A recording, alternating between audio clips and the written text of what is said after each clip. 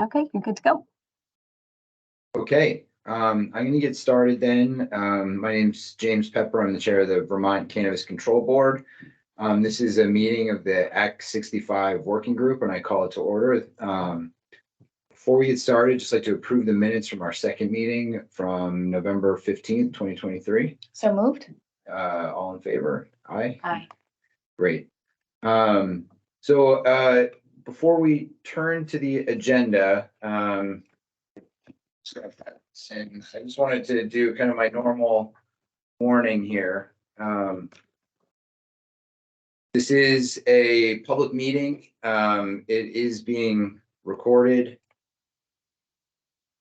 and it's going to live on our YouTube channel indefinitely. We do recognize that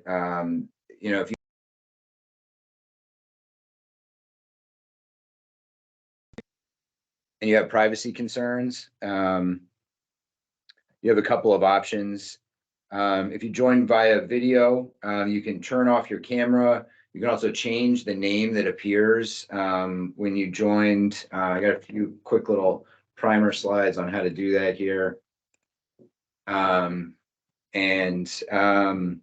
You can also exit out of the meeting altogether and watch the recording over YouTube.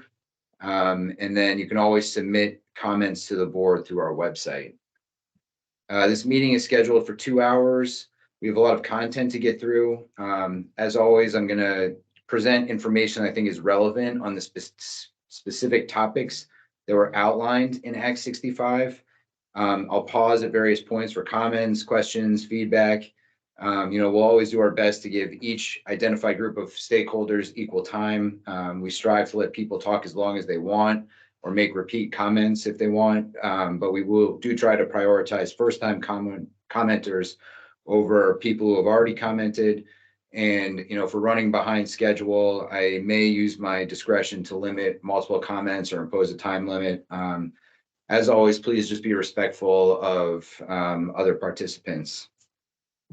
At our last meeting, we heard from experts about how cannabis compounds interact with the endocannabinoid system, how these interactions might influence what we require for testing and labeling of medical products.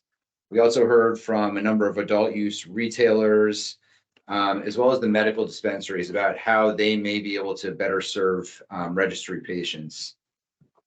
As usual, I think it's important that we start by looking at what we're doing here. This is a working group of interested stakeholders and experts. It's convened by the Cannabis Control Board. It's charged with reviewing 5 discrete topics. And then there's a 6th charge where we're supposed to make general recommendations about improvements to the program. I've said this at every meeting, but I don't expect us all to agree on what these recommendations are going to be. Ultimately, they're going to be the board's recommendations that's informed by this process and by the people involved. Almost everything that we're going to request from the legislature requires proactive legislation in order to achieve it. So that just means that anyone who disagrees with any of our recommendations will have an opportunity to be heard through the normal legislative channels. This is our 4th meeting. In preparation for this meeting, I've consolidated a lot of the information that we've heard into draft recommendations. I sent those to all of the kind of stakeholders and all the people that asked to be notified. I sent those out yesterday. They're also on our website attached to the agenda for this meeting. I'm going to review those towards the end of the meeting. I hope to seek input from this group on those both today and subsequently in public comment. Our hope is that we can review the final report before we submit it at our next regular board meeting on December 20th. And then we will submit this report to the named committees here by January 15th, 2024. Today we're going to look at how the use of cannabis is communicated to patients and patient providers. When I first went down kind of the rabbit hole of how are we even going to do this, I very quickly came across a web-based application called Canify. Essentially, Canify provides users a short survey, and based on the responses to those survey questions, it matches the survey taker with the appropriate cannabis products based on its compounds for the desired result. It's what I liked about it, especially, is that it kind of prints out a kind of a report at the end, and that report is very heavily footnoted to scientific articles to support the recommendations that it's making.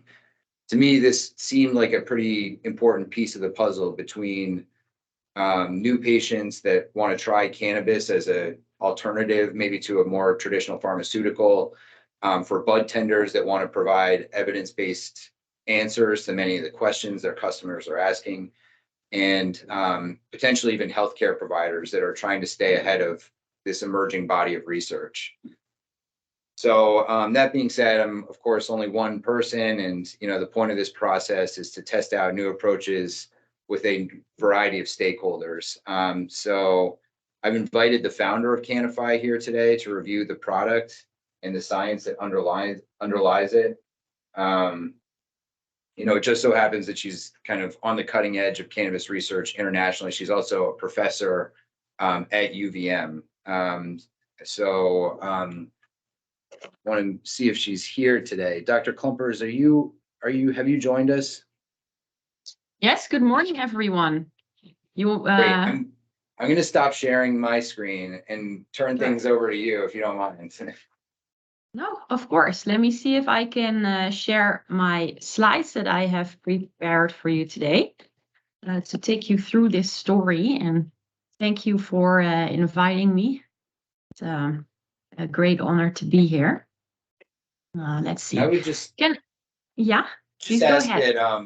That people just hold their questions until the end. I think you have a presentation for us, and I feel like if we interrupt you, we might take the full 2 hours. So if anyone has questions about Canify or the slides or information you're hearing, we'll just pause at the end, and Dr. Klumpers has agreed to kind of do some Q&A with us at the end of her presentation.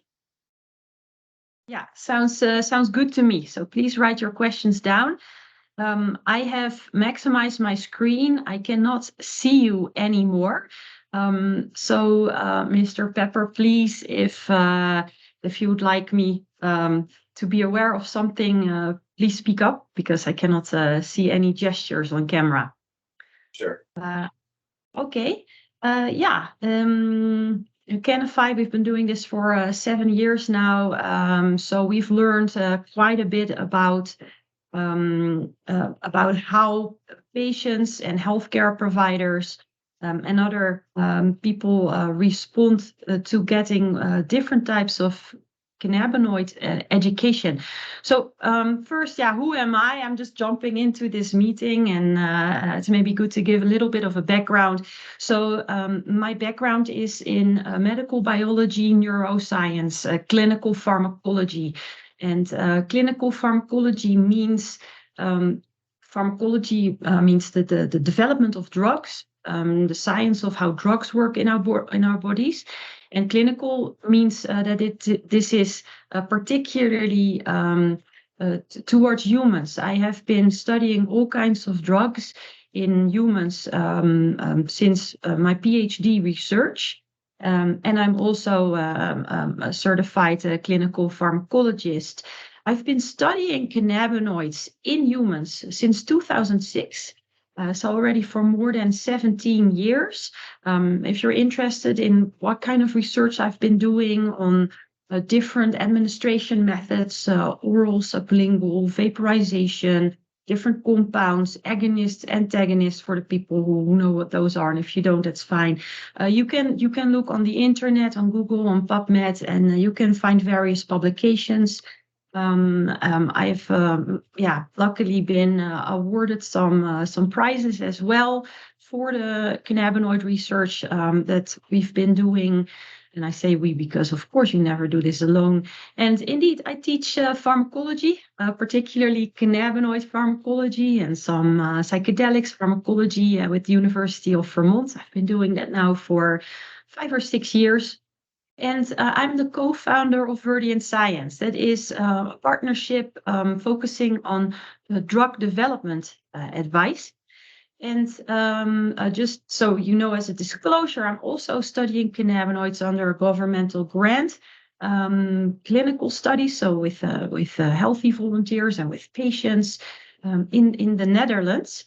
And then, yes, in 2015, I moved to the United States, and I saw some things happening here in the space of medicinal cannabinoids and also recreational use cannabinoids, and that led to me founding Kifi a year later. So I will tell about that. Just so you know. Oh, sorry. Please go ahead. I thought. No, I think we're good. Okay, great. Yes, we work with a team, definitely. I mean, I initiated it, but everything we do with the team, and I'm very grateful for most of the team members having been with us, since the beginning of the company, or at least for more than 5 years. All right. Why Kifi? Before we start going into to details about what it is. So when I got to the United States, I noticed a few things. I noticed a lot of passion for the industry, for the field. I noticed a lot of resistance from people who were not really sure what cannabinoids were doing and thought that it might be dangerous, risks. And that's always the case. There are always benefits, there are always risks.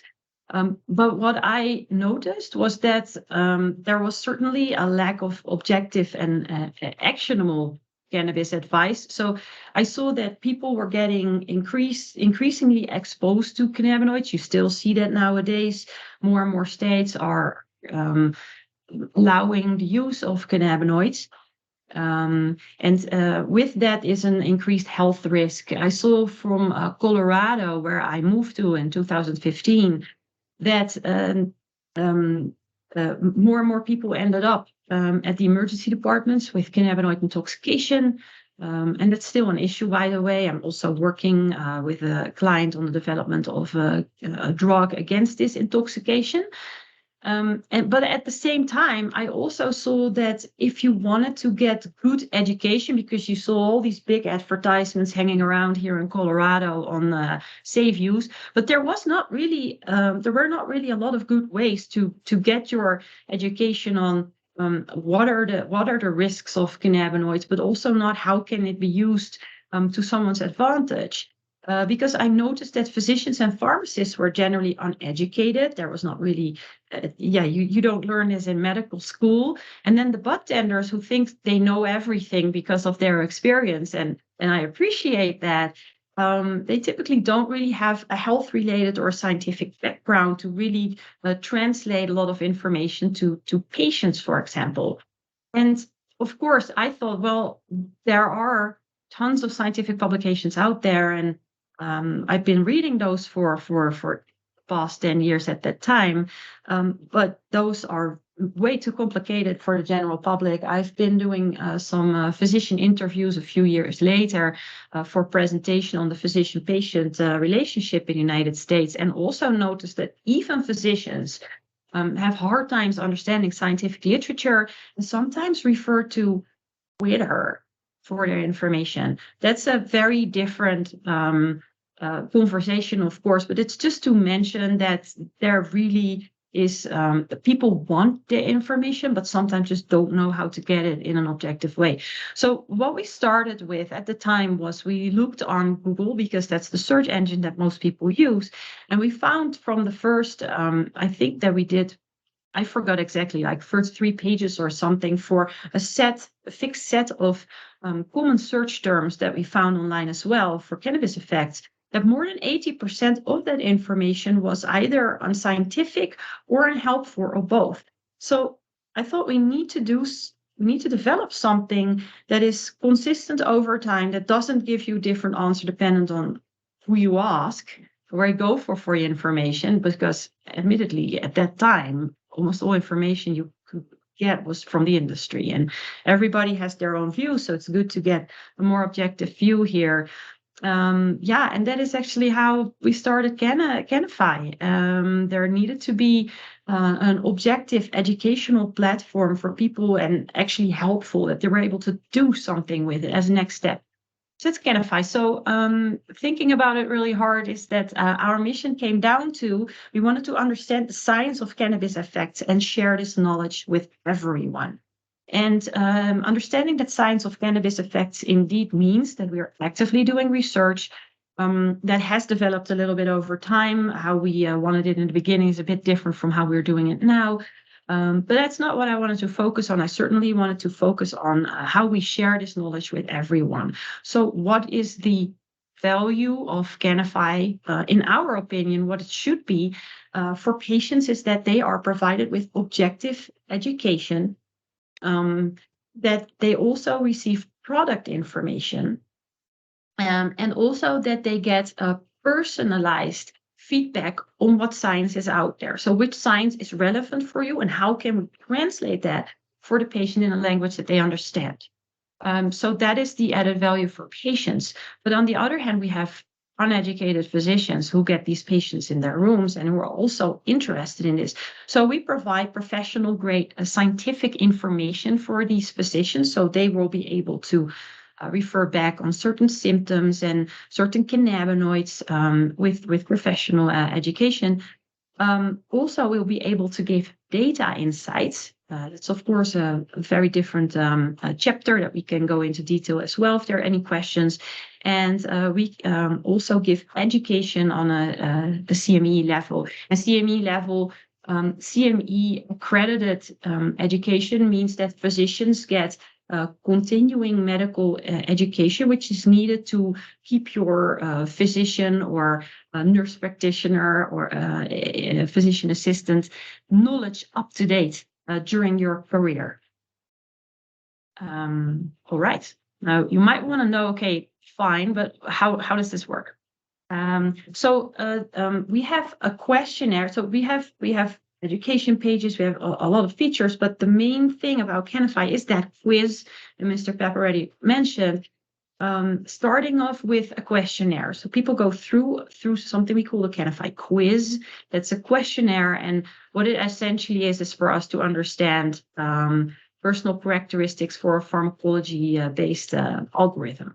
So the questionnaire has a science-based algorithm. So what people can do is they fill in their symptoms that they're interested in and their personal characteristics. And after they're done filling out this quiz, they will get a report that contains the cannabis-based treatments from the scientific literature that help people with comparable profiles, as good as we can get it, of course, from the scientific literature, because these people didn't participate in these studies. And then after people get the report, that's really nice, but what to do next? So then on the Canify quiz, you can learn about your cannabis symptom of interest and compare what the scientific literature said on the products that were used in these studies with the products that are available at your location. And of course, the products available at your location are not the same as the ones used in studies. And that is also what we will explain about how that works. So you fill out the quiz, you get a personalized report that you can download as well, you can save it, and then you can get product overview for products that compare to your report at your location. But that's how it works. So what it looks like, you go, hey, you want to do the quiz? What do I see? So you go either to our website or to a widget or to wherever the quiz is located at that moment, and then you start filling out questions. I'll take a sip of my tea. Very dry air here in Colorado. So these are some example questions of what you could see during the quiz. What effect are you looking for? Would you like a fast onset with a longer, with shorter duration, or later onset with a longer duration? So here we try to understand what people are looking for their particular condition and relate that to an administration method, for example. And then here we will ask, do you suffer from schizophrenia? People might think, oh, that's quite the personal question. But the reason why we're asking this is that really there is a relationship between the sensitivity of certain responses and certain compounds. So we need to know about this as well if we provide you with feedback on your personal cannabinoid situation. This is a question about what medicines do you use, and this is for us to understand potential drug-drug interactions. So if here we selected none for the screenshot, but if you would select, well, I use medication, and you get drop down here with certain medication groups, and if you click on the drop down, you can select which medication you use. So we can in general say something about a potential drug-drug interaction. If you fill out the quiz, you get your report, and this is a screenshot of an example report. So on the left-hand side, you see the textual report where you see you can see a scroll bar over there. So the report goes on and tells you about the scientific literature that we know about the questions and the answers you have given, so that are relevant to you. Then on the right side of the report, we call that a visual report. So that is kind of a summary of what we were writing on the left-hand side. And this visual report is used for the comparison to the product. You already see a button above that visual report, go to product comparison. So let's click on that. And then you see here indeed that visual report again. And then on the right-hand side, you see a product overview. So quickly to that visual report, you see a starting dose. You see, by the way, on top, if you can see my mouse, you see that in this case, we chose sleep improvement as a symptom that someone's interested in. And then below that, you see the starting dose and administration method. That's a tongue with an arrow, stands for oromucosal or sublingual. And then here you see a compound composition, in this case, THC CBD 1:1. So back to the products over here. So now we're going to compare kind of your report to the products over here. At the top of the page, you see a matching score. So this is where the scientific algorithms come in, and the comparison to the data that we receive from the products, because a matching score is fully dependent on whatever information we got from a product manufacturer. So we're fully dependent on whatever they give us. And then here you can see the dose, the starting dose of the products. Can you start off with a 1 milligram dose or higher, for example? Administration methods with these icons. That mouth that you see is obviously orally, so you need to swallow it. Compound composition comparison. So there's a little bit how it works. Comparison of your report and the products. Moving on, because now you might want to know, okay, that's really nice, all these algorithms and calculations, but how does this all work? Well, we get our input mostly from the scientific literature. And then we also have some raw data that we put in there. And then there's more. So starting off with raw data sources. So we get our raw data from various research institutions. And we are able to just do a little bit of a deeper dive into these raw data than everything you see on, for example, scientific publication websites. And also we are able, as we have these data, to combine these data and do some more analyses on those as well. So we do have raw data results in our algorithms. But for the most part, we are dependent, of course, on the scientific literature. And there's so much literature out there. And there's so many different levels of quality of that scientific literature as well. We are talking about case studies, which are super important, but we are very selective in what we put in the database, and not just because there's so much out there, but we really do a qualitative a quality selection for the data that we include. So we look at, has a placebo been used? Is this a controlled study? Is this a randomized study? And all these different types of elements. Also, is there a lot of data from one person that owns the patent on this formulation? So there's a lot that goes into it, and we will sometimes also, if there's no better literature available, we will either say, well, there's not enough literature available, or please note that this literature has this bias. So we select it, and we will report about that as well. Then that's the input. Then we have the output, which are the user data. So we do save the data that people enter. It doesn't mean that we know who filled out the data. It's all anonymized with a user identification number, but we don't know any details who it was.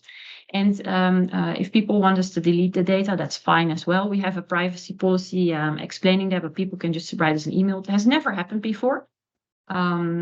So that's good. People can also, if they want to provide us with follow-up feedback, which we very appreciate, they can leave their contact details.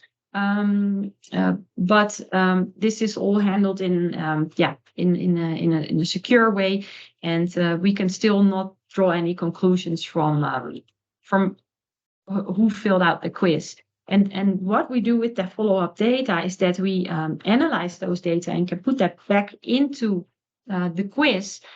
Because, for example, if there is a certain result that always comes out not making any sense, then we need to know about that. If there is one product that consistently works differently, we need to know about it. And we will use these feedback forms of feedback back in our Canify quiz. So the output is really what we use for analysis, and you might be able to see we have also presented the scientific data at conferences already, but we have more bigger plans for data analysis and learning from the data. And the input is the raw data, scientific literature, and the feedback that we get from our own users. Moving on. Because this is all very conceptual, but just to bring you through our thought process, and this is of course highly simplified, but I'm trying to help you understand how does this work. So here I have a few examples on how our algorithms are calculated. And starting off with the report, because we have two sets of algorithms. One is for report generation, and then one is for the matching score of these products. So first example is the condition and the compound. So let's say that someone fills out the Canify quiz and says, I'm interested in anxiety. Well, then we say, okay, we know that anxiety can be decreased by THC, but we also know that anxiety can be increased by THC. And this is a very thin line for particular dose that you are giving or using. And it's very person dependent. At the same time, we do know that certain forms of anxiety can be decreased by cannabidiol or CBD. So what we do in our report, because we are very, very careful of giving any information out from the literature, is that we will only recommend to look at the literature with CBD results, just to be on the safe side of things with people. So that is how we, for example, select a compound based on someone's symptom of interest. In the second example, we look at those. So let's say that the patient tells us that they use cannabis around 1 to 2 times a day. Then we conclude we have various patient categories, and not to be stigmatizing in any way, that's not, this is just how we work. We will put this patient in the first user category groups that we give the name heavy THC users. And what we will do in that case is that we will adjust the THC dose for a certain starting dose from the literature, because we know from the literature that people who have never used before or use a little bit or sometimes are responding differently from people who use every day or a few times a day. their cannabinoid system just looks a little bit differently. So we need to tell them that the literature says that a starting dose for certain conditions for these patients needs to be a bit higher, not too high, but a bit higher. So that is roughly how we create these algorithms for the report. Now, moving on to the algorithms for the matching score.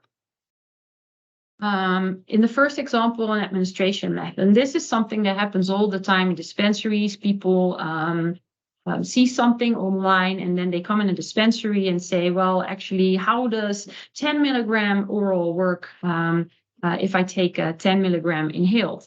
I want to smoke, I want to vaporize. And this is one of such examples. This is a more extreme example to more easily explain it. Your report says that the literature talks about oral administration, but you've seen this topical product that you're interested in. Well, in that case, what our algorithms will do is say, well, oral means that you need a systemic exposure, which means that you want the cannabinoids to go through your whole body.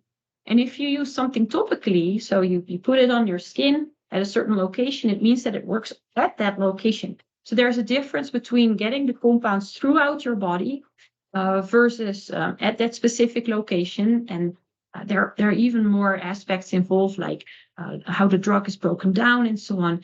But in any case, you can see that where I'm going here, that's a very different type of exposure to the cannabinoids. It's this combination of having a report that's oral and a product that's topical gets a lower matching score as a result. But if you are looking at 2 times the same starting dose, for example, report and product that you see, they're equal. If the other properties are similar, like the administration method and also like the compound, obviously, then the matching score will be higher. And then there are way more parameters. I forgot by heart how many there are. But I believe that there are like around 10 or 11 parameters that we put in these in this particular matching score algorithm. Okay. One question, I don't expect this from you, but sometimes at other places where I tell this story, can we pay you more to get a higher matching score? No, that is not part of our algorithms. Yeah, we're pretty strict on that. Matching score is a matching score, and that's based on the scientific literature, quality, etc. of the product. All right. Then just a little overview that who uses Kifi, because of course it is the general public that is and patients that are interested in these reports and outcomes, and so are physicians. So Kifi has been used by manufacturers, different healthcare practitioners, so pharmacists, physician assistants, physicians, dispensaries, including online delivery during pandemic, particularly media websites. So just a few examples of how this is used. Let's see. So manufacturers, how they have been using Kifi is kind of an intermediary between manufacturers, dispensaries. They also use it as intermediary, and patients on ordering platforms or their own website. Also, we have been helping manufacturers with educational content. So if you look for our name, you'll find blog posts online. It's been helping these companies with images if they try to explain educational content in a simple way. So all kinds of educational efforts, and of course the quiz. Pharmacists and physicians and other healthcare practitioners as well have been using the quiz. Colorado, or at least the city and county of Denver, they for a few years they had a 24/7 helpline, cannabis helpline, where the physicians and pharmacists use Kifi to go through this quiz with the patients for aftercare and prevention, for example, after an intoxication. Also, healthcare providers have used the quiz for specific populations, helping themselves with scientific background in their consults and other communications with patients about all kinds of questions and treatments. And we have never provided a CME accredited course, but myself and Canify team members have certainly been creating and teaching in other organizations CME accredited courses. Then dispensaries, what we've been doing with them is that we have been doing in-store personnel trainings on the quiz, but also on cannabinoids, scientific education, plant education, etc., etc. So in-store education is something we've been doing, and also with dispensaries, it's a little fun part is to get more audience engagement, making regular educational quizzes where people can get a score on their cannabis knowledge every 2 weeks or every month, and then there's a raffle for the winner of the quiz. Media websites, maybe you've come across it, maybe not. We have a little widget that has our quiz, so a little piece of code that looks nice on websites. It was the little blue square in the beginning of the presentation that websites can put online and then educate their visitors and attract visitors by going through the quiz via this little button, and then you get the pop-up quiz. So yeah, you've seen that little blue square, but we can customize the tool entirely, not just whatever color it has. We can actually make the quiz adjustments. You've seen the questions in the beginning, 3 of them that we went through. You've also seen a question number. Question numbering might be different because the way you get through the quiz is different for every person, but also with different quiz versions. So on the main page, the homepage of our website, you'll see a basic quiz. I think it has a maximum of 15 questions. If you make an account, you can actually go into the more extensive quiz with way more questions. We can also make other adjustments. For example, dependent on your own local regulations. If you say, well, we have certain medical conditions that we want a report on, and doesn't mean that a report always means, by the way, that we say, oh, science has shown that cannabinoids work for your condition. If someone says, for example, I want to treat my depression, which is an option on our website, we'll say, well, actually, cannabinoids are known, chronic cannabinoid use is known to potentially trigger depression. It's not used to treat depression. So in any case, so we can adjust the information we give for the particular symptoms of your interest or other rules, other questions you need in there. We can adjust that. Also, we can provide a location-specific product database. So if, for example, you think that the quiz might be useful for Vermont, we can say, okay, we only upload Vermont-specific products. And we can also make adjustments to the information we upload. For example, Mr. Pepper has pointed me towards your database on registered products in Vermont. And we noticed, hey, there's this product identification code. We don't have that, but it's actually pretty useful. So we've uploaded that to our database and your 2,300 products that are in that list. So those are a lot. So those are particular customizations that we can do as well. And if you, for example, would like to send people somewhere after they've done the Canify quiz to, for example, a product detail website, product ordering website, or whatever, then we can include those links as well. To send people there, point of sale systems, whatever system you use. So there are quite a variety of customizations that we can do. But of course, it's always very important that if you want to use something, that people actually find it. So how we have been reaching the audience is via several ways. First thing that's most important is certainly education. People need to know what is out there, what is known. And for example, bud tenders think that they know a lot, and they do. They do know way more than me about cannabis. But I happen to know a little bit more about cannabis science, and it's just really fun to see people who have been working in this field for so many years still learn new things about cannabinoid science. It's fun. We do it in person typically. And then we have been doing CME level, should not be accredited here. We have been providing CME accredited education in collaboration with a professional non-for-profit organization, actually 2 of them. The education we give is level, but if you do it under Canify, for example, we would need to get accreditation, but we have provided it together with other organizations, so that is correct. For advertisements, static advertisements, giving shopping bag cards, stickers, people love stickers, and videos on TV screens, also dynamic advertisement. We collaborate with a very main big player in this dynamic type of advertisement, location-based and behavior-based specific advertisement, to increase awareness on the education, on the quiz, etc.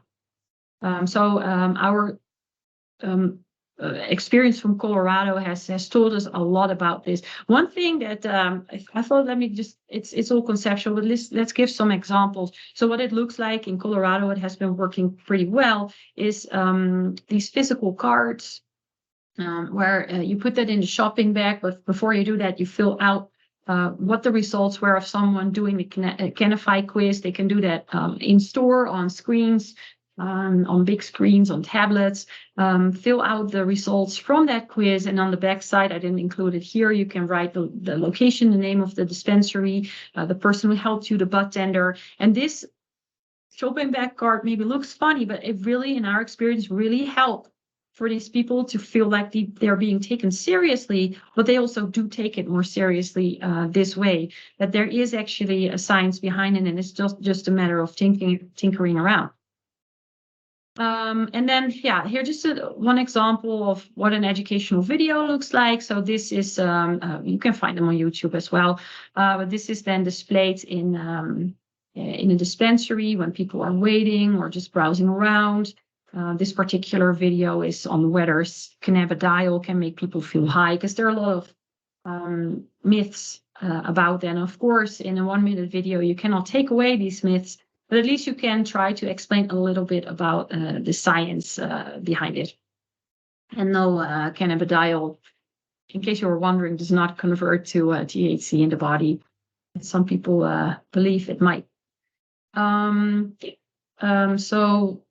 yeah, I'll wait for the conclusion here. A lot of people say CBD is not psychoactive. What they mean is it doesn't make you feel high, but it certainly works on your brain. So it's certainly psychoactive. All right, moving on. What also helps with the awareness and trust, of course, which is always hard for scientists to get because we're always so nuanced. You don't always give a definite yes and no, which are why scientists are never presidents. But we try at least to get our understanding across also via national media, local media, and where you can read about our work and about the Canify quiz. So we have been featured in various media outlets, and that's something also we like to do locally to really get closer and more personal with these patients. And we also, as we said before, you can see some logos of conferences here as well. We have been presenting our data, our findings at scientific conferences. So I told you about the follow-up that people can opt in for. And these are just some quotes to get an impression of what people say when they follow up with us on how they experience doing Canify quiz. So in general, what people say is that it's very informative, which is great. They also sometimes, it's funny, they go into discussion about some of the literature, and that is, of course, a lot of fun. But sometimes we get a feedback that we think, oh, yeah, that's right. So, for example, this person who turned out to be a healthcare practitioner and said, well, this is especially useful for older patients, and I want to use this service with our patients. So that's really nice as well, because the far majority of people who do the quiz via our website and find it themselves are patients. But we do have healthcare practitioners using this via particular URLs, particular versions of the quiz. People report back that it helps them better understand how cannabis works, how it can help, how it cannot help. And what we really like, of course, is we always like to help people with. They specifically say it helps me actually with symptom reduction and impairment reduction. It's just wonderful to create something. It's actually being used and it's useful. So this was a very high level overview of how the Canify quiz works. If you've not done it before, you're curious, please go ahead and feel free to email me and let me know what you think. We're always happy to receive any feedback, especially feedback on improvements. We love that. So yeah, Mr. Pepper, those were the slides. I think I can put them down. Yeah. Now, okay. That was great. That was really terrific. Thank you for that presentation. It's about 8:45 or Eastern time. Are you able to stick around for maybe a few questions? Oh, definitely. Yeah, I'd love to get some questions. Please go ahead. Great. I'll moderate the Q&A here. And I'd just like to just start with the board. So Julie, if you have any questions, please feel free. Yeah, thank you, Dr. Klumpers. This was wonderful, very interesting. And I did look at the website and the quiz, and it's very interesting. One thing I don't remember if you touched on this or not is how often the data is updated with ever evolving literature, and in markets like ours, where every month we have new businesses and new products. How often is the data updated within the system? Yeah, so the updates on the functionality of the quiz and the scientific literature and the product updates are done with different frequencies. So product updates are done way more often than literature updates, just because there are more product updates than literature updates. The literature updates, we do have for some symptoms a little bit of a backlog, I must say, but that's because we are working with a small team, but in general we update the literature about every 3 months, but it's not up to date for every symptom. If there are questions about those details, we can take that separately, but there is a regular literature review that we have to make sure that the literature is updated. Great. Thank you very much. I appreciate that. Yeah, of course.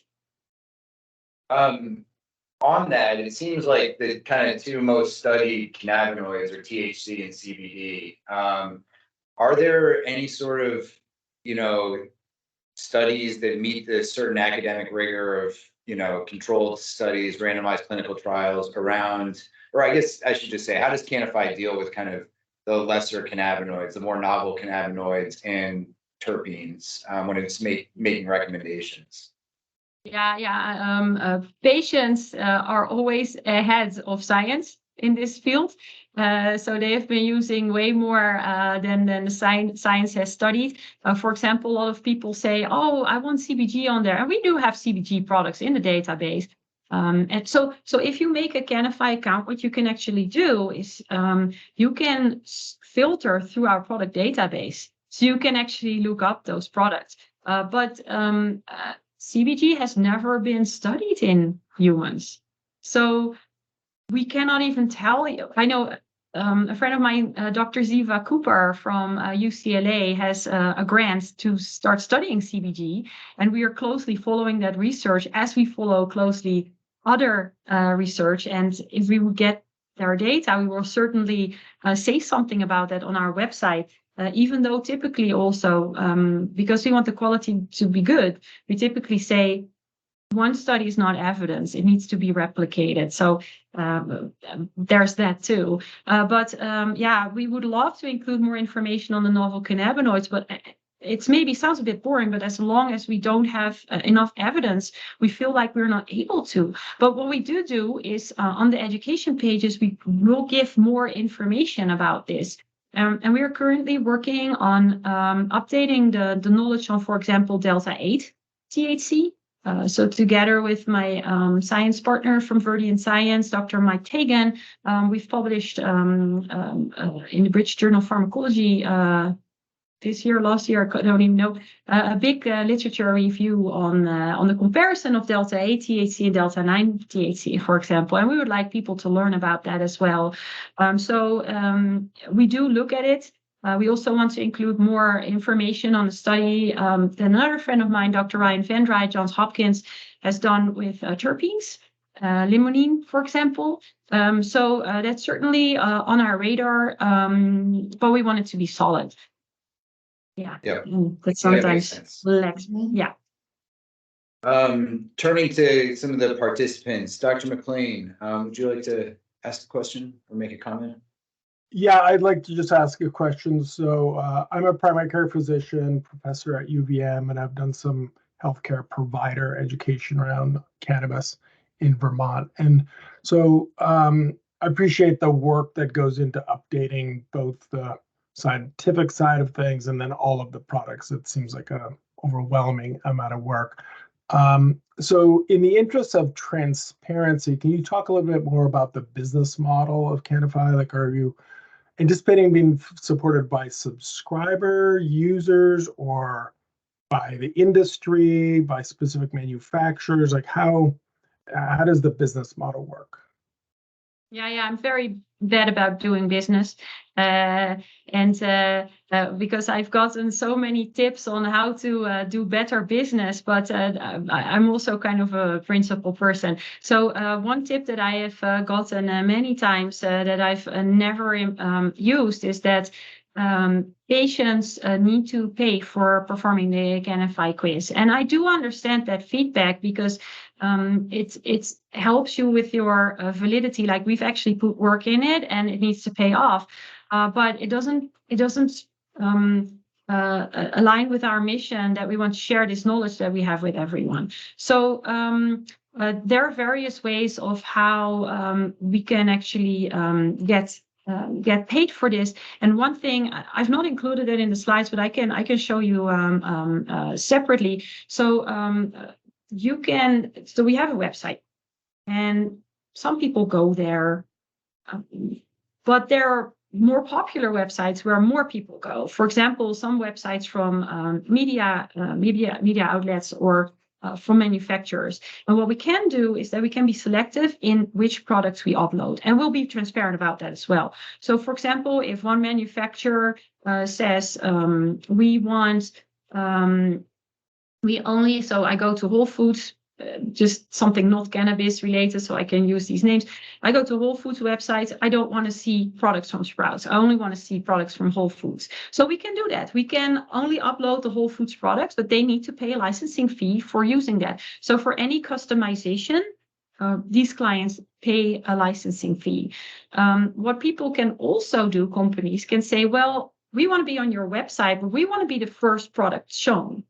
We can do that. We will never change the matching score, but in the right upper corner of every product, I did not point it out, but it could have, there's a little drop-down menu where you can choose how you want to display the product. So you can display them, sort them based on matching score, sort them on sponsored products, or sort them on, I just want the product that's closest to me. For example, in your state, or for CBD products, it can be shipped closer to you. So there are these options. So companies can pay a licensing fee, and the height of the licensing fee is typically related to number of products, exposure, and definitely the level of customizations, because that's the most work. Thank you. Yeah, welcome. And to ask a follow-up there, if the state of Vermont was the license holder, we could avoid any sort of, pay-to-play situation where companies that also have a licensing fee get listed first, or something along those lines, right?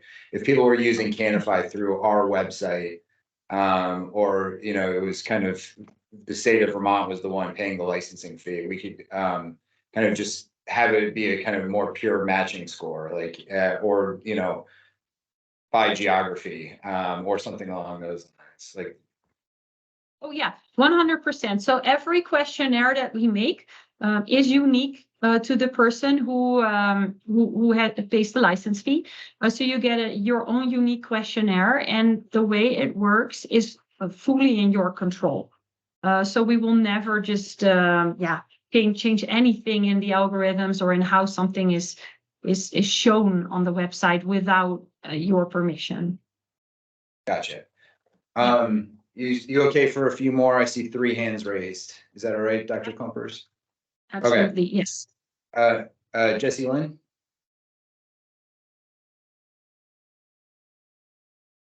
Oh, great. Thanks so much for having me. Can you hear me okay? All right. Well, thank you, thank you, Dr. Klumpers, for being here and for your presentation. I'm a registered nurse and formerly worked at the University of Vermont in research in opioids and cannabis and human milk feeding research. I'm also the president of the American Nurse Association. So making a disclaimer, I'm speaking on behalf of myself, not on them. I'm a former director of the American Cannabis Nurses and started the Vermont Cannabis Nurses here in Vermont, and we offer a free hotline to help support consumers and also bud tenders and patients as well. Just a couple comments and a couple questions, and if you don't answer the questions today, totally understandable. I did go through the Canify website as if I was looking for recommendations, and originally my understanding was it was for patients. So hearing your presentation that it's more for professionals to use was very helpful, because as a patient perspective, I felt like I could have used more one-to-one education and more individualized support, especially knowing that seniors, the elderly population, have doubled the amount of people coming to cannabis in that age demographic, and that IT can sometimes be a challenge for them. So that was really helpful for me to understand that difference. Just one thing to know, here in the state of Vermont, unfortunately, doctors and nurses don't need mandated continuing education, unlike other states. The other thing I just had a few questions on, Pepper asked one of them is, how do the actual products get on your website, as far as, is it a buy-in option or not? Because I think that matters so much when we're making recommendations. His other question as to looking into other cannabinoids and terpenes, especially terpenes, when someone is looking to combust or smoke cannabis, I think is more important oftentimes than other products. So are you looking at possibly diving into that a little bit more? And are you considering doing a patient-friendly version at some point? One thing I learned at UVM as a research nurse was, as much as I love the data and the science and research, I really needed to go back and listen to the anecdotal stories of my patients and meet them where they're at, because they don't always match up with the science that we have. And with cannabis, we know that, the bud tender feedback I get is about 1 out of 8 or 9 people have kind of that flipped perception as to what works and does not work with them. And then lastly, that's what I would mention is, knowing we need more of that one-to-one individualized support, where do you envision Canify falling along that lines? The first time somebody accesses cannabis, the bud tender using it, the medical professional using it, and how do we use that to continue guiding them? Because again, when I did it, I was like, oh, that's great. I understand this from a medical perspective, but as a novice cannabis consumer going through that, and coming out with those studies at the end and those recommendations, I think would be a little overwhelming, hence that bud tender education and individual support being so important. Then lastly, the other thing that I try to educate and support people on is to really extend their education. So not just knowing what product might help, but how was that product grown? How was that product extracted? Because we know a distillate is very different than a hash rosin product as far as the effects. Anecdotally, though we don't necessarily have the research behind that, knowing a lot of the research we have and don't have is because of the schedule and status and the research we're allowed to do. So kind of complicating things. So just some thoughts and feedback and questions. Again, if you don't have time, totally understandable, but appreciate your presentation and work. So thank you. Yeah, thank you. And I hope this is not the last time we speak. That's great feedback. Mr. Pepper, can I answer these questions right now? If you have the time, yes, Yeah. Certainly, yeah. Definitely. So the first question was how these products are entered. Maybe that's a kind of an anticlimax. Manually. We have access to certain point of sale systems and databases that already have their products in there. But our experience with those, because via APIs, it's some like technical term, we can upload these products and into our database. But that has been rather, even the biggest names out there, has been rather disappointing for us. Not just because these databases are full with mistakes, but also because they don't provide the information we need. So these websites don't care about starting an individual dose, for example. And there are a lot of other parameters that we cannot get out of there. They don't say a lot about how the product was made. They don't say a lot about quality. So there's only so much we can use. So we have been entering them manually. To give a really concrete example of what we have done most recently, namely last week, is when we learned from Mr. Pepper that there's this Vermont product database of 2,300 products. We have uploaded the information in our database, and what we uploaded was the product name, the company name, and the product code. So that's all the information we got. So now what we're doing is looking for all these products, manually adding the websites where people can find more information, pictures, what the products look like, compounds in the products, doses of the products, total weight of the products and content, and all this additional information that's needed. That's all manual labor. And that's something we need to do ourselves, and we have been doing for years. So that's what we're doing. And also, there's another set of little calculations behind it as well, because if you buy, let's say, a 15% THC flower, what's the dose?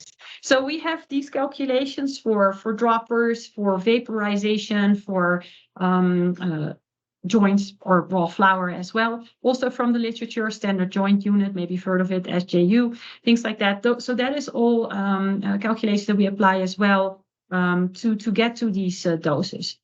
Is it perfect? No, but does it work for us? Well, good enough for now. So that's how we deal with the products. That also means that if you see a product that's not in the database and like it there, send us an email. And we receive these emails occasionally, and then we will enter them, because it's not a matter of, oh, we don't want that product in the database. It's often just like, oh, we hadn't gotten to it yet. But apparently when people want it right now, we enter it. So we have the biggest companies out there. We have them certainly, but you can always send us more products. Or sometimes I've been working with someone, and then I think, oh, you make products too? I didn't know. Okay, Dr. Sulek, send us your list, and we'll enter it, right? So that's also how it works. Then with regards to the terpenes, indeed, that's something of our interest. Of course, the literature out there is very limited. There is some literature on, let's say, eucalyptus and limonene and so on, but that is mostly related to quantities that you typically don't find in the plant. Well, nowadays you see more and more products that are spiked, so the level of terpenes is increased, and it's certainly something that we can use. There's still not a lot of literature out there, but we are working on the additional studies that were done at Johns Hopkins to see how we can add it to our website, if not even useful in the calculations and the reporting, then at least on the education pages. And that was also that was actually your last question, was on that education, how we tell more about the background of how products are grown. What is decarboxylation? Why would you use one solvent and not the other? And all this information is super important. So we distinguish between the general education and the product information. So if you have this list of products, you can, I did not point it out, but there's a button at the bottom where you can say product details. You can click on it, and then you see the whole story about all the passion and love that was put in making this product from the manufacturer itself. Then on the website itself, I did not point it out, but if you go to canify.us, on the right upper corner, there's a menu, and you can click on education. Then you will go to an education. Well, you know what? Maybe if you allow me, I can open my browser and actually show you what it looks like. Maybe that's nicer to do. So let me go to Canify US. And I'm not logged in now, so let me share my screen with you. And you can see at least a little bit of the principle, how it works. Yeah, and every winter we put these snowflakes on. So it's winter, people, we have snowflakes. So here you can start the Canify quiz. I am logged in right now. So that means that you have your account here with, you can save your products, can find in our product database. But we were talking about the education. So you click on learn. This is just some videos, but here you can learn. And what you see is that we have this environment over here where you can learn more about these topics. So you can learn about the plant. You can click on the plus. You can learn about what the plant looks like, what is the difference between marijuana and hemp. You can learn about some chemistry, what happens in the body, clinical pharmacology, of course, my passion. So we have a lot of stuff over there about how it actually works, how can you cannabinoids absorb. Products here, a little bit about psychedelics, extraction techniques. So these are ways that people can educate themselves on different topics that go a little bit deeper into how are these products made, frequently asked questions. This is a very popular one, our image on topical transdermal. So yeah, there's a lot of more information to find with regards to the background of how these products are made and also how do they work in the body, because you can only say so much in a report. And there you touch on a very good topic as well that has been a bit subject of debate. How much detail do we provide? Which questions do we add? And right now you see that it's kind of an in-between version. Healthcare professionals typically say this is perfect. This is meant for us. Some patients think this is exactly what they're looking for, and others say, well, we find it a little bit difficult. So we certainly want to go towards a more patient-friendly version in the way we ask the questions, but also the way we construct the report. In all honesty, it's not a matter of we don't want it. We just haven't gotten to it yet. But if we would have the resources for that, we'd love to work more on that and to make it more user friendly. So that's certainly something that has been on our radar for a while. We've done quite some test rounds. So we actually, there's some program online where you have to-do list. It's called Trello. Our Trello board is full with all the things we want to do. Also, we need to reprioritize every time. And then with regards to your one-to-one support question, so how do we go through this quiz? Where do you see it in the exact process? I mean, I can tell you how I see it used ideally, and maybe it's better to take that offline. But what is most important is that it is useful. So in whichever ecosystem it works well, and this sounds maybe really lame that I'm saying this, but I do think that there are better places than, some places that are better than others. But I think there are, in all honesty, there are various spots where it can be used dependent on the form, dependent on the context. The form is different, just as you actually indicated already. So that can be before you see a physician, that can be when you buy a product. I think that's actually too late, to my opinion. You should be doing this with a physician or before. So yeah, but that's something that actually I would be interested in discussing more with you. Thank you. I'll shoot you an email. I appreciate it. Yeah, please. Thank you very much. So we're running pretty short on time. I got two hands raised. Representative Andriano, could you be brief in your question and see if we can get through these last two? You guys, it's just, first of all, Doctor, thank you so much for this presentation. This has been absolutely fascinating. I also have two quick pieces of feedback, and I apologize if you addressed any of it. My internet connection was wonky until about 20 minutes ago. The first thing I wanted to say is, so I have ulcerative colitis, which I use cannabis to help sort of reduce the pain from. And when I tried to use your website, I certainly couldn't find a way to sort of insert that. And I'm sure it's because of research and everything like that, and I understand it. And so I guess just because I've read some research about the palliative effects of cannabis for ulcerative colitis and Crohn's. And so I just wonder if there is a way, because it seems that your website is very strictly scientific, to sort of indicate that, research is trending in this direction. We may not have a definitive answer, but research is trending in this direction or something like that, just to sort of give people, if they perhaps want to experiment for themselves a little bit. And my second piece of feedback was just involving sort of, I vaporize flower.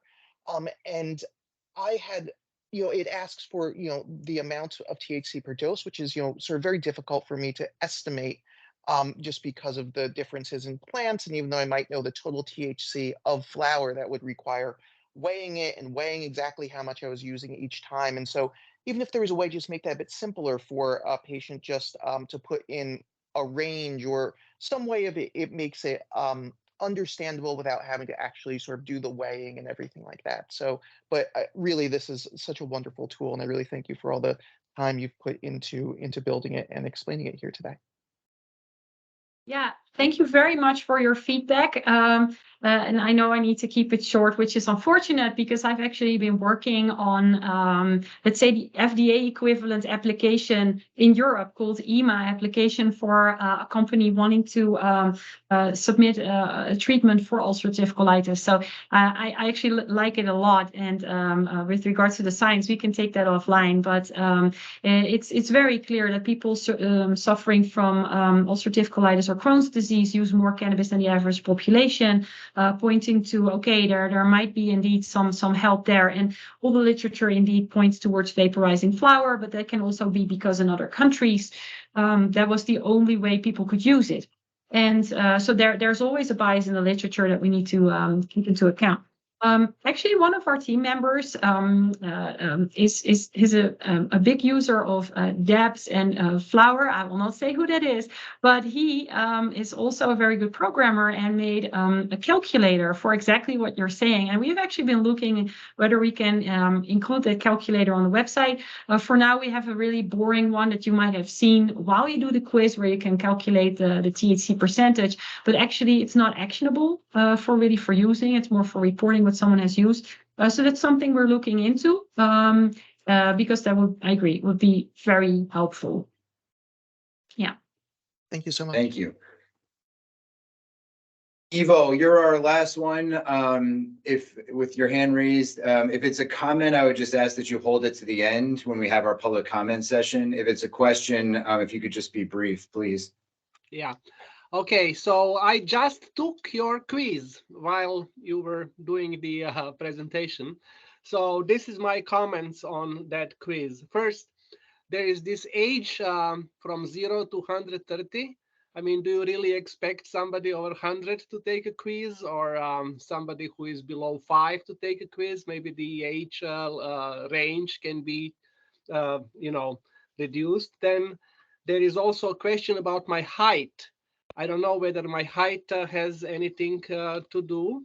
Then there is only one option. I chose pain, chronic pain. But what if somebody has several different options? Can that be incorporated into the algorithm? Then quiz asks me what I typically do, and I typically smoke flower, and I give them my doses, and then the quiz gives me back the same doses that I gave them. So I think the algorithm read me, and the only thing I agree is that I got the result, which is one to one THC to CBD, which I agree. I also like the products that are pretty much CBD THC equal. And then instead of flower, I got recommendations for the drops, And I don't know how this came into question, although I would like to switch to drops to prevent coughing in the future, because but also there is a question between smoking flower and vaporizing flower. I, for example, don't find this the same. I think the smoking has completely different. Ivo, is there a question in there? Yes, is this there are more questions. In a question? There are more questions. These feel to me a little bit like comments. There are you cite 4 different institutions: CHDR, Leiden University, University of Kentucky, and Johns Hopkins. Why those 4 and not the others, or are there others going to be included later? And then the product comparison. I got the product comparison, and I got the product, but the product needs to be paid for, and I already have things that I have for free. So there is another question here which we didn't address, and is when the insurances are going to be actually involved in paying for the medication here. Yeah, so those are my questions. Okay. Yep. Thank you. And the last one, Dr. Klumper, is obviously you have no control over the insurance compensation for cannabis products. It's probably a topic for a different day. But do you want to address any of the kind of questions that were there about why University of Kentucky, why Johns Hopkins and not others? Oh, yeah. So, well, in the first place, we find data online and or from literature, and we think that's the data we need for our quiz. So then we will approach these institutions, and we also do some science together. And sometimes there are institutions that say, well, we don't have the data anymore. There are other reasons why they can't share it. But that's a whole different discussion that takes a little bit longer to go into the nuance of that. But it's just selective on what data do we need and which institution is willing to share it with us. So that's what we're dependent on. And then all the other things we can maybe take that offline, because I'd love to comment on the age and the height and the combinations and everything too. Well, thank you very much. I really appreciate all of the time you spent with us today. I really appreciate just the work that you're doing here. You know, I always have this fear that, you know, the only measuring stick or the only economic incentive people have is in more THC in products. And I feel like things like Canify, things like patient and user education will have us have a more balanced cannabis market. And I think that's really important. So thank you. And if you're okay with me sharing your email address with some of the folks that asked for it, I will. But otherwise, thank you for being here today. And we'll be in touch as to whether we can incorporate Canify into one of our recommendations to the legislature. Yeah, sounds good. I will share my email address, and thank you for having me here today. I wish you a good rest of the meeting. Great. Thank you very much. So we're going to go back to the agenda. We're going to have to kind of move somewhat quickly. I think that was a very valuable presentation. But we only have about 45 minutes left before I have to let some of the folks go. And, you know, Dr. McLean and others, you know, I know we only scheduled 2 hours. So if you need to drop at 10 o'clock, please feel free. So we sent out our annual patient survey. You know, the goal of this really is to hear directly from patients and caregivers about how the program is meeting their needs, where it's falling short, and hopefully allow us to kind of chart a better path forward. You know, we certainly probably didn't ask all the right questions. We didn't hire kind of outside experts to help us do this, but I think the results are instructive. So I'll just say a few words about kind of how the survey went out. It went out by email. It went out to all existing patients and patients that recently declined to renew their cards. You know, the people that have told us that they prefer to be contacted by phone, we called those patients and incorporated their results into the results that you'll see in a minute. It was roughly 4,100 people, sorry, that were contacted.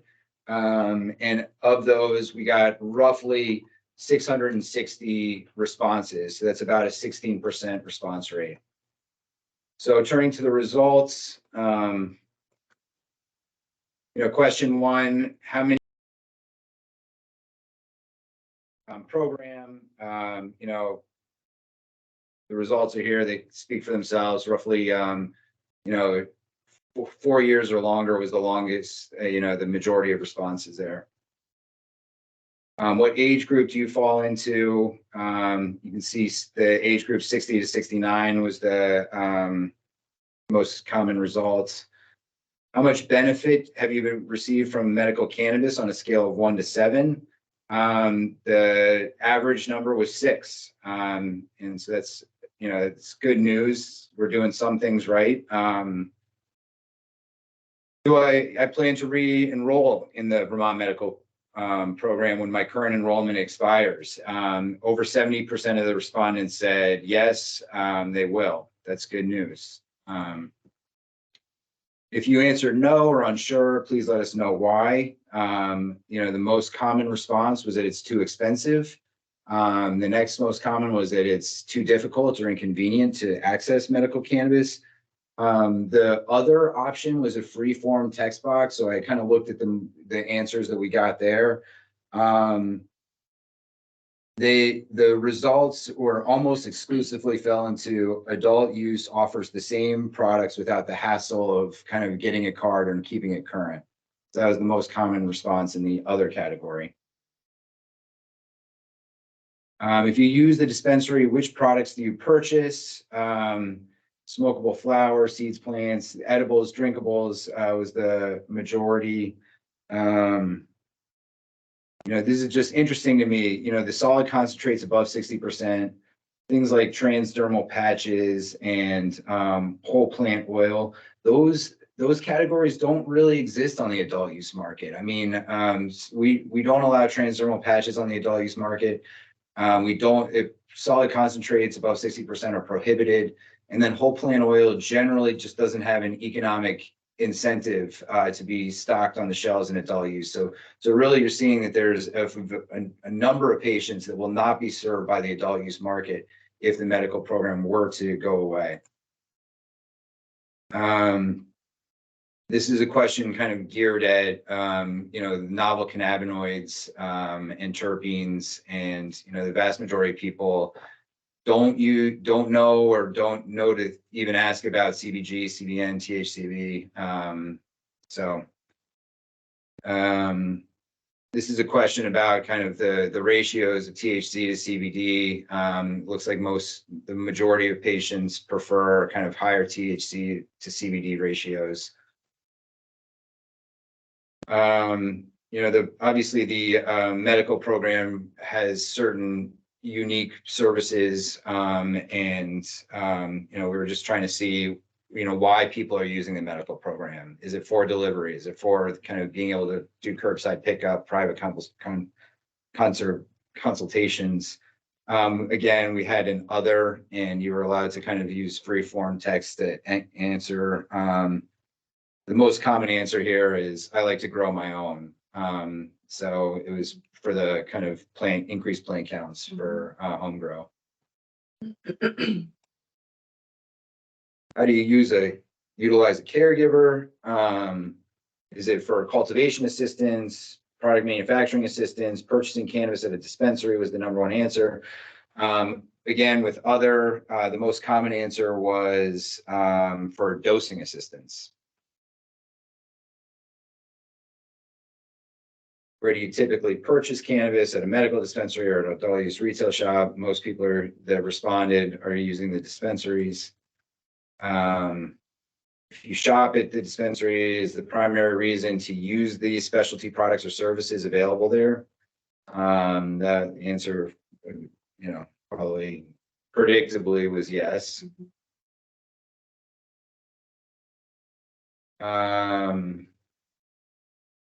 So with a medical card, an individual can kind of purchase more at a single transaction and can grow more from a home grow.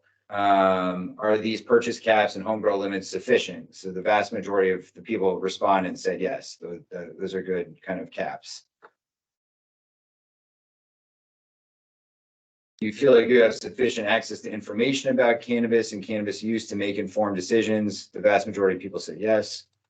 What are your sources of information? A lot of it is people talking to the folks at the dispensary. Second most was kind of self-guided research. And then third was through their kind of healthcare provider. On a scale of 1 to 7, how burdensome is the renewal process? 1 being extremely burdensome, 7 being no burden. We got a 4. So, that just means that we have some work to do internally about getting people their cards and making it a little bit easier. Is the current $50 medical program fee affordable? Roughly 65% of the respondents said yes. About 35% said no. Is the distance traveled to the dispensary reasonable for you? A lot of people said yes. About 70% said yes, 30% said no. We then asked question 19, which is not here because it was just a free form text. So what's the total round trip distance that you travel to your dispensary in miles? The average, the average was 33 miles round trip. So it's not a great situation. I know Vermonters are typically used to driving that. But also, we're talking about a population that may be immunocompromised or, may have something else going on in their lives that makes driving 33 miles just a barrier. This was just a question for us, just how helpful is the CCB medical staff in addressing your questions? 7 being very helpful, 1 being not helpful at all. It was a 6. Really appreciate the medical staff here for their kind of commitment to patients. How easy is it to use the online patient registry? This is how you kind of get your initial card and renew it. 5 out of 7. So, not perfectly easy or intuitive, but not, terribly difficult. Have you seen improvement to your qualifying conditions since you've been a part of the medical program? Vast majority of people said yes. We're closing in on like 85, maybe 90% said yes. That's great. If you answered yes, what improvements have you experienced? Number 1 answer is physical symptom improvements. Number 2, quality of life improvements, reduced medical healthcare utilization, and then the mental health improvements are also widely reported. With respect to other, the number 1 response there was sleep improvements. And then this was just to help us understand how to better communicate with patients. Okay, so very helpful survey. It's going to help us make decisions. We'll try and get better at asking questions that are useful, that are easy to kind of understand, and use those results to help guide kind of some of our recommendations. Take questions on this because I think we just got to turn to the recommendations. So if anyone has questions on this, just hold them for after we review the draft recommendations and try and combine them with that. So turning to the draft recommendations, I want to remind everyone that these are, again, the CCB's recommendations, and that this process did not start with the passage of Act 65. I think it was our 3rd or 4th meeting, from the time that we were sat, that we started talking about how to improve the medical program.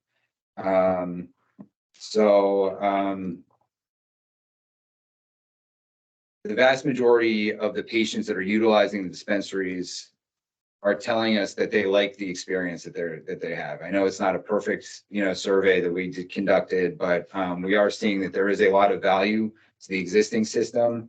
People are seeing a benefit to their overall health. We also have heard from the outset that the existing structure is not economically viable for the dispensaries, and that on the same side, it's very inaccessible for a lot of the people that it was intended to serve. The advent of adult use cannabis is exacerbating the instability of the medical program and the availability of medical products and services. And left to its own devices, the adult use program is not going to be a substitute for the medical use program. It just is not set up to meet the needs of patients. So what that leads me to believe is that we need to reimagine the medical system, in its current form, and find a way to kind of deliver to patients what they need, and ensure that the services that are provided on the medical side are there for patients, and that they're not bankrupting the medical dispensaries in the process. And I don't think that this needs to be all that complicated. We've done a lot of thinking about this, both through this Act 65 process, but also just since the inception of the board. And I think that the path forward is to find ways to better integrate adult and medical use in the same facilities. Massachusetts is one of the few states that has actually seen an increase to their patient registry since adult use opening, and it's largely because the benefits of the program are apparent. Getting a card is convenient, and that adult use and medical use are co-located. So you don't have to have all this infrastructure to serve a very, small number of patients. So the recommendations we're proposing and seeking input are all sort of in this vein, putting patients first, increasing accessibility, and making sure that providing these services is economically viable. We don't get to just kind of wave a wand and do these things. Everything here, with the exception of a few of the kind of latter recommendations, is going to require legislative action. So let's just turn to them. One of the first things that I feel like there is some consensus around is we need to modify the process for adding new qualifying conditions. We heard a lot about Minnesota's model. We looked at a chart that kind of showed that there are any number of medical use states that don't require a legislative process to add a qualifying condition. That there's a kind of third-party board of experts that gets to review petitions, review the scientific literature, and then either make a recommendation to the Commissioner of Health, or they have rulemaking authority themselves to add new qualifying conditions. An alternative to that, and sometimes it's not even an alternative, it's just in addition to this, allow healthcare providers that have this specialized cannabis education to recommend patients that are in their care for the registry on a case-by-case basis. So, this may be one of our recommendations, to go either one of these or do both. And I don't know how historically this has not been kind of accepted by the legislature. I don't necessarily expect it to be this time, but I do think that we have a record now of how other states are doing this and how either successful or unsuccessful it's been. With respect to the just current list, I want to make the recommendation to add ulcerative colitis to the list of qualifying conditions. We have Crohn's disease on the list already. Crohn's disease is a inflammatory bowel disease. So is ulcerative colitis. I think it's just an oversight that it's not on there. And, I was thinking we could just eliminate Crohn's and just add any inflammatory bowel disease, or add ulcerative colitis. Either way, I think you get to the same results. And then on qualifying conditions, I think last year we were able to extend the renewal term for all qualifying conditions to 3 years as opposed to 1 year. And chronic pain was excluded from that. I think we need to add chronic pain to that 3-year renewal, which will have the effect of reducing at least the administrative burden of getting a card and maintaining it. And, you don't have to see your doctor every single year to get this card, to get this patient verification form, and you don't have to pay $50 every year. So this will have the effect of reducing the cost of getting and maintaining a card. So moving on to another kind of theme of recommendations and this is right in line with kind of having a more merged system of adult medical use, which would be create a medical endorsement for adult use retail establishments that are willing to go above and beyond to actually serve patients and give them the products and services that they need. So this would be, instead of having to spend $25,000 on a medical license, which is the current cost of starting a medical establishment, you get an endorsement on your adult use retail license. And if you're willing to do these things, you don't have to pay for the endorsement, and you will allow it to serve patients tax-free. You don't have to cover the cost of the tax, which is kind of what's happening right now. So in order to get this endorsement, you as an adult use retailer would have to submit to the board a plan. How are you going to protect patient confidentiality?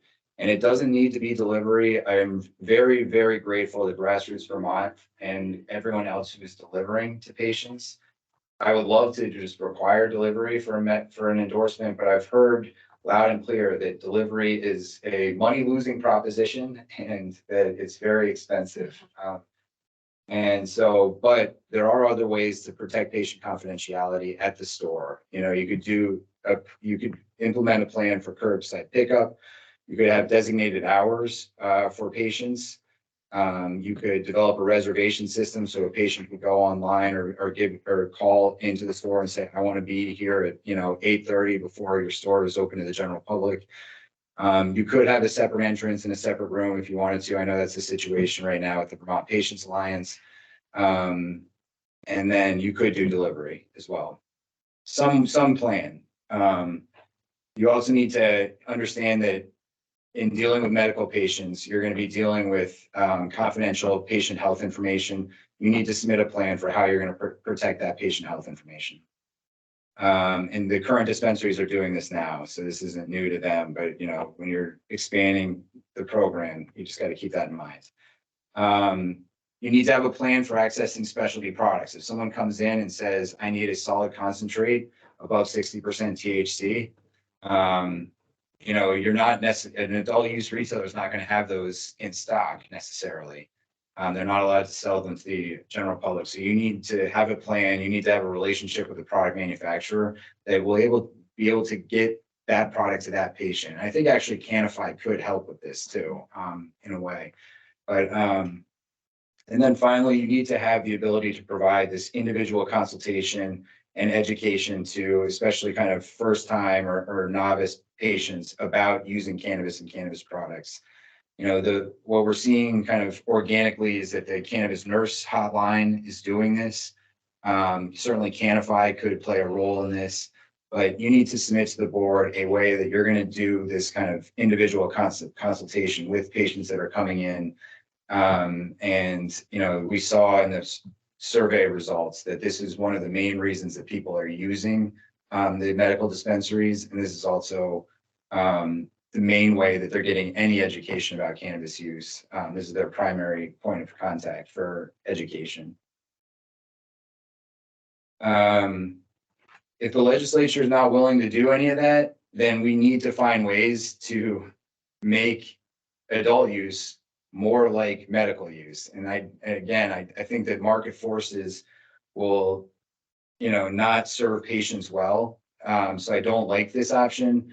But these are all things that we've asked for in the past. And if we start seeing dispensaries close because they're economically not viable, then we need to kind of find at least ways to provide these products and services at adult use. So remove the THC caps for the entire market, create a delivery license, and then lower the dispensary fees one way or the other. Having a $25,000 dispensary fee when an adult use retail license is $10,000. I mean, it doesn't logically make any sense. So certainly we've made all these recommendations in the past. We'll probably continue to make them in this report. And these are just internal things. They don't require any sort of legislative action.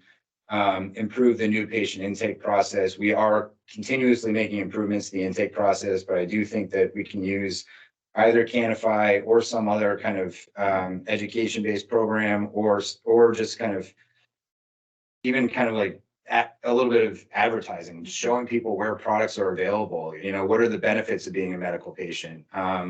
What does this mean for kind of your purchase limits, home grow limits? What's available?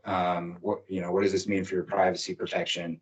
And then also, I think everyone who's joined is aware that there are, other than potency, there are no mandated testing requirements on medical cannabis products, and certainly not third party. And we have a very robust testing requirements on the adult use side.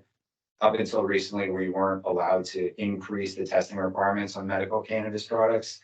I think it's time that we just start thinking about merging the two testing requirements. And there's a very recent report out of Maine. I'll put it in our kind of public record for this, that just they also don't mandate testing on the medical side. And they did kind of just grab 100 products off the shelves. I think 70% of them came back with unsafe levels of contaminants and other matching their label and so forth. Yeah, Yes. right. Yeah. So I think we're at a point now where we need to increase the testing requirements on medical cannabis, and whether the state subsidizes this either through our own reference lab that we're building or just through kind of monetary compensation. I think that's a conversation that we can have, because this will be an increased cost, which will get pushed off to the patient, the end user. And I think that we have a kind of requirement to try our best to hold patients harmless in this transition. So with that, I'd like to open it up to just people's comments, questions, just hear people's thoughts about these recommendations, because I think, these aren't written in stone anywhere. We have time between now and January 15th to make amendments, to add, to subtract, to modify. So, and the whole point of this is for us to hear from the people most impacted, most affected, as to how they want to see what they would like included in these recommendations. So if you have comments or questions or suggestions for us, please, raise your hand. I know that we went through those very quickly.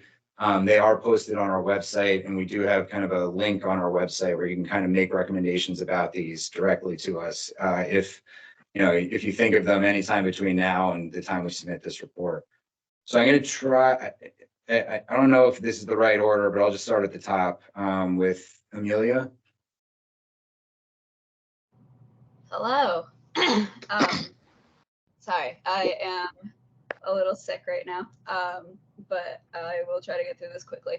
My first comment was about the survey and just the suggestion that in the future, maybe including a little bit more demographic info for the survey participants, simply because we know things like patients who are more economically advantaged are going to have an easier time accessing that or having access to that system, simply because the cost of getting a card and the cost of utilizing the dispensaries isn't as much of a burden. So that was just a suggestion, is including a little more demographic info. Sorry.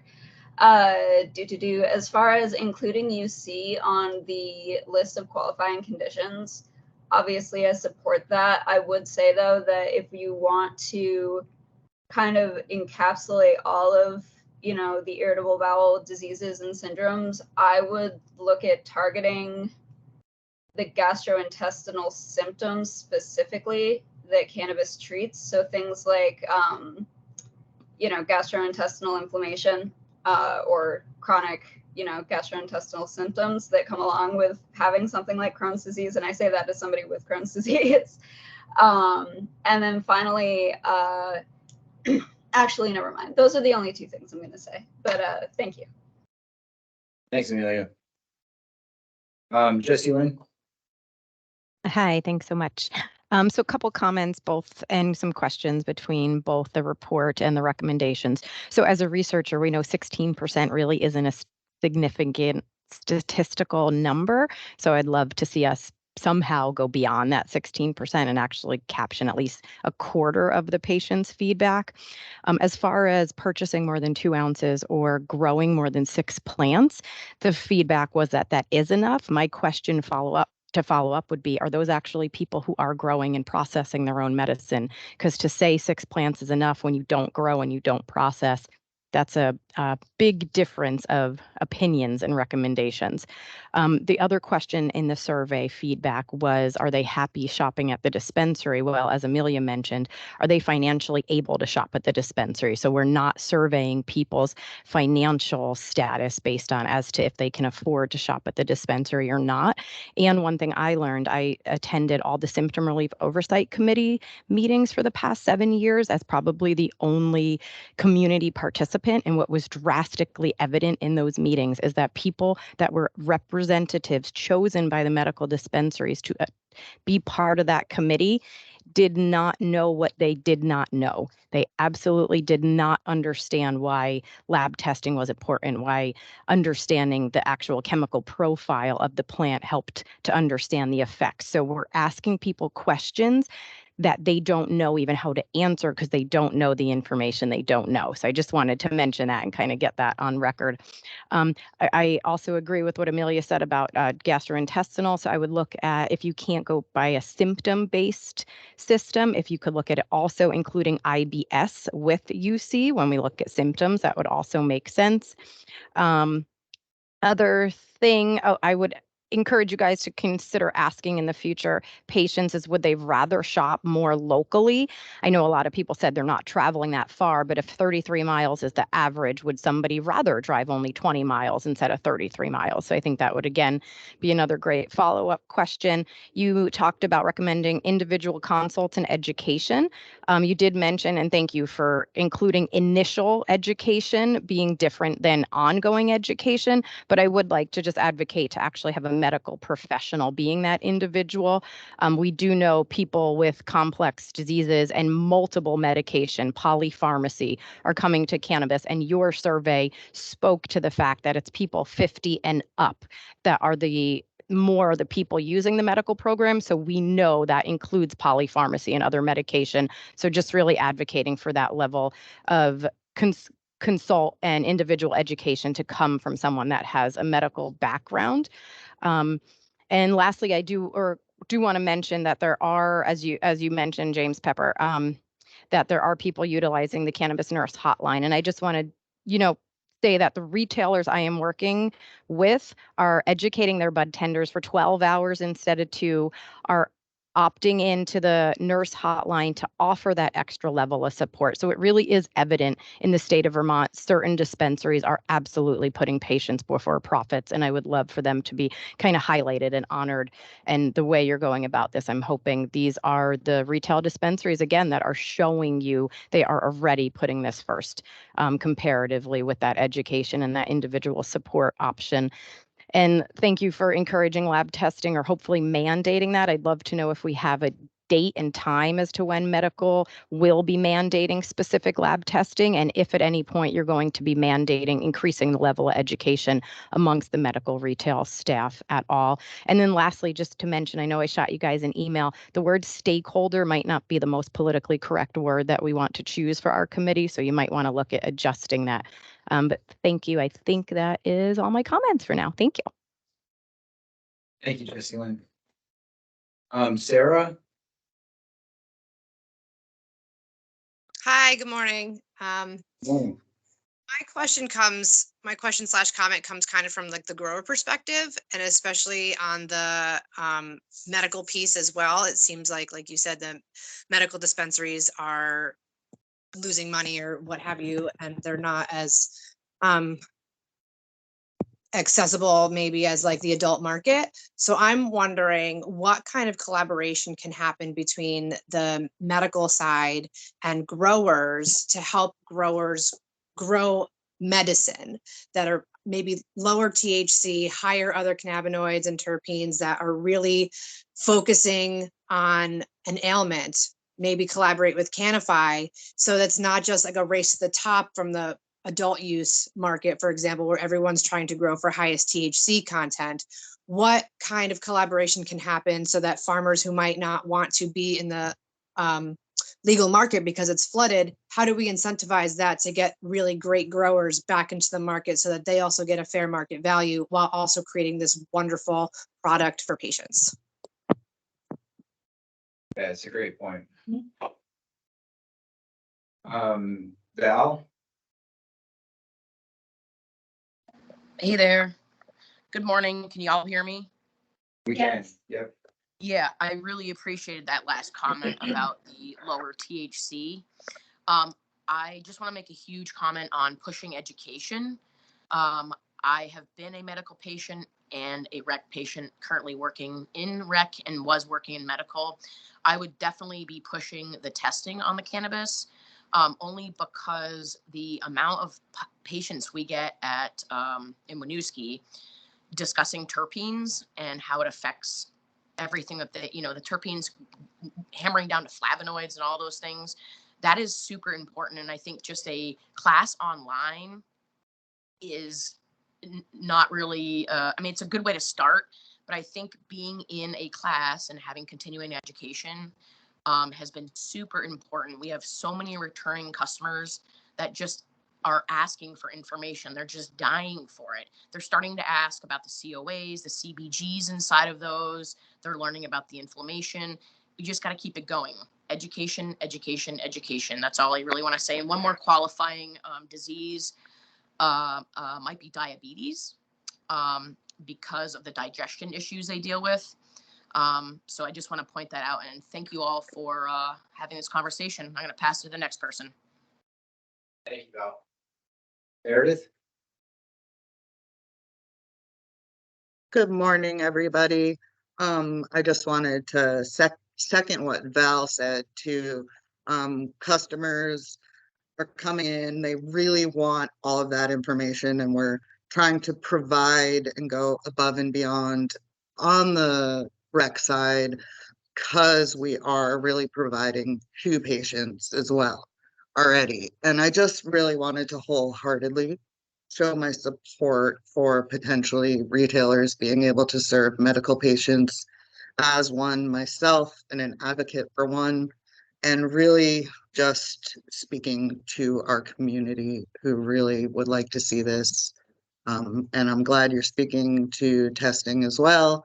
And I also want to echo what Sarah had to say. I think as a retailer who would like to provide this service, I would also like to work with specific manufacturers and cultivators that have the same mission and philosophy for compliance, clean product, safe product, the best available to the consumer.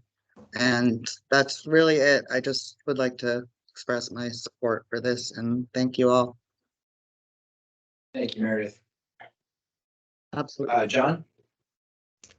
Yeah. So my name is John Sykes. I am the Director of Retail Operations for Ceres. And so I'm going to speak on behalf of the existing medical dispensaries. So, you know, more patients at our dispensaries for us means more products and services. Less patients at the dispensary, less products and services. You know, so there's already a small group of medical patients.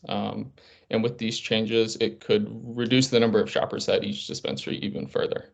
And so that reduction in patients shopping with us would force us to continuously downgrade services and the products we provide so that we can remain a viable business. You know, right now, just to name a few, we offer home delivery, consultations, in-store appointments, in-store express pickups, curbside pickups, and then we will offer a range of unique products that we would need to discontinue if we don't sell enough of them to enough people. And we've already been in this position over the last year. And so this would inevitably upset and hurt the remaining patient base that shops with us, which is a good chunk of the medical patients in the state right now that select shopping with a dispensary. And I do want to say that I totally understand that this will provide broader geographic access to medical patients, but it will put established medical dispensaries out of business, or at least make it so that we have to offer fewer services, which in turn will hurt our existing patient base. And then I would also just say that we do employ 60 Vermont residents who make competitive salaries and full benefits. And if we need to move in the direction of closing dispensaries, we'll have to experience job loss. Thanks, John. Eagle? Yeah, I just, since this is our last meeting, I guess, then I want to thank you all for having organized that. And to tell you, I am a medical patient precisely for the reason so that I can participate in meetings like that. Myself, I've never actually bought a product at the dispensary. I have my own sources, and That's the thing, you know. I mean, maybe we need to work better on organizing that dispensaries become interesting to people like me. And I'm going to be continuing pestering you with the issues that are dear to me online and by email. Okay, thank you. Thank you, Ivo. Jesse Lynn? Oh, that was actually my hand left up from before, so Oh, thank sorry you. about that. Yep, no problem. LC? Can you hear me? Yes. First of all, I appreciate everything you guys are doing. I don't appreciate not filing the Opens Meeting Act regulations as to 24 hours notice of a meeting. This is in violation of that. I did not get 24 hours notice of this meeting, and I think it's very inconvenient, and there's a reason why it's a misdemeanor with a fine of $500, because people need time to plan for stuff like this. And it did cause a lot of anxiety on my part to rearrange my schedule to be at this meeting. So I'd like you to address that. Thank you.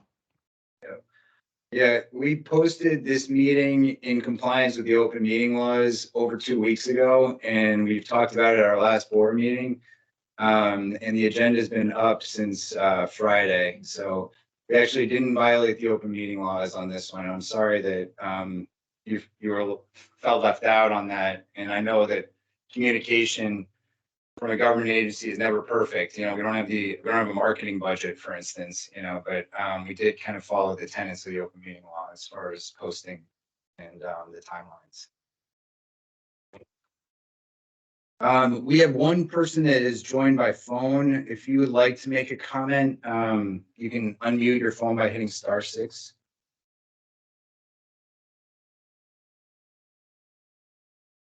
And if anyone else who joined by the video or any of our kind of working group members wants to make a comment, please just raise your virtual hands.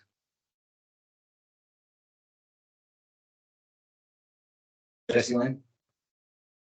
Yeah, thank you. I would just love to touch on the idea that the last gentleman from Ceres spoke about, and I do think it's important to mention that we do have specialty products that we've already seen medical dispensaries stop supplying to even pediatric patients. So I do feel we are unfortunately already seeing that in the medical dispensaries who have adult use licenses as well. So we do need to consider a way to make that not an issue moving forward, but unfortunately that's already been the case. And I'm not sure if that's, profit driven or what the reason is, but I have worked with 2 individuals who were getting very specialty products from the medical, and they are no longer able to access that. So unfortunately that's happening already. So I do want to just kind of, mention that and bring that to everyone's attention. And thank you again. Thank you. Okay, well, it's 9:58. If there's no more comments, I will close the public comment window.